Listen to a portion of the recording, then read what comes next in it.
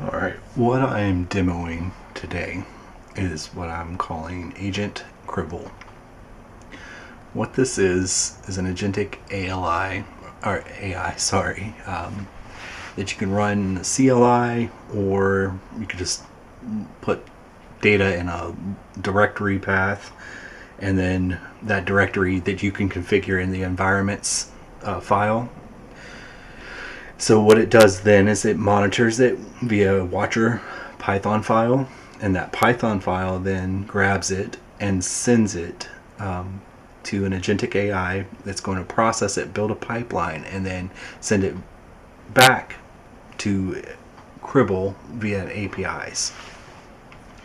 The documentation here is just general configurations on how to get it set up, how to run it, what to do, what to build, how to build it, the kind of general structure, normal stuff. But what we kind of want to see here is this guy right here. So inside of here, I'm going to drag this over a little bit so you can see better. We have some sample data, and in that sample data, the watcher, like I said, is watching this logs directory. So we want to grab this guy, and it doesn't matter what it is, but just grab something, right? And so we're going to grab it and we're going to paste it into the logs directory. Now,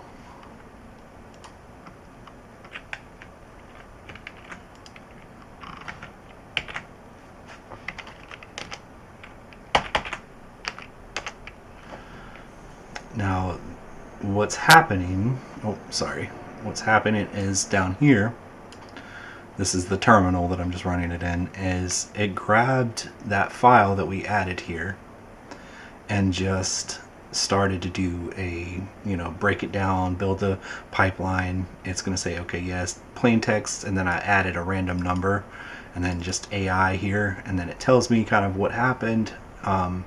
It built it out, and then it did a Cribl post, sent it over there. We got 200, so we're good to go.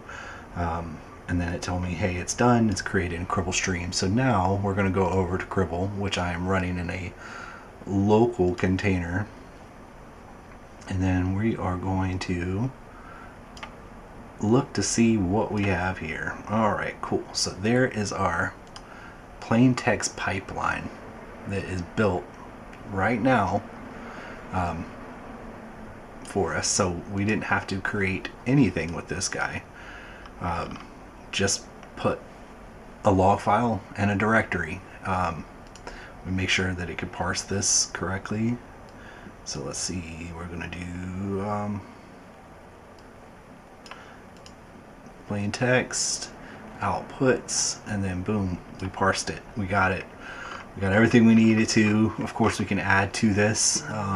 It's not, we could add, we want to send this to Splunk, so we need an index and source type, So that's it. Yeah. Cool. Thanks.